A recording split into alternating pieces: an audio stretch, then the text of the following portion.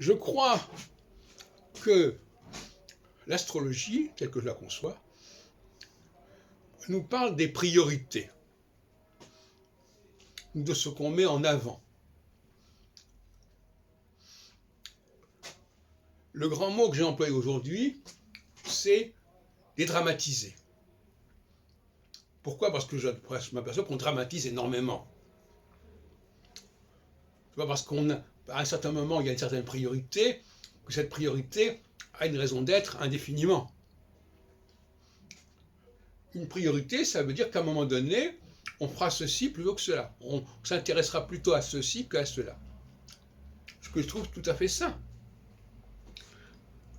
Qu'à certains moments, on s'intéresse plus aux problèmes posés par la séparation,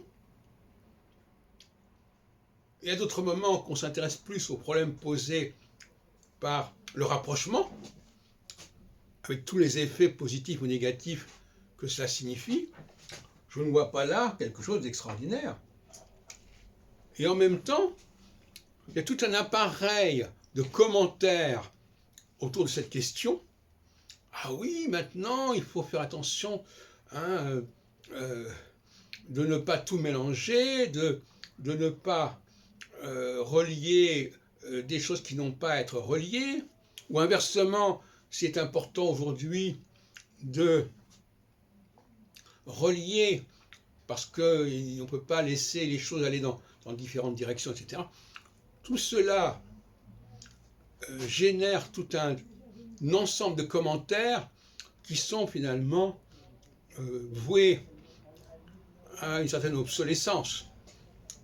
Car une fois que l'on a accepté l'idée qu'il y a une structure cyclique, qui a sa raison d'être, qui a sa nécessité, et qui a la nécessité d'alternance forcément, eh bien, voilà.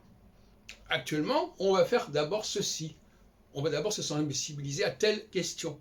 À un autre moment, on va dire, voilà, au bout de 7 ans, parce que tout ça est bien entendu complètement programmé, c'est un emploi du temps bien précis, eh bien maintenant, on va mettre la priorité sur autre chose. Cette question de mettre la priorité, mettre l'accent sur tel point à un moment donné et sur tel autre point à un moment donné, c'est la clé de l'astrologie telle que je la conçois et c'est la clé aussi de ma conception de la vie politique, tout simplement.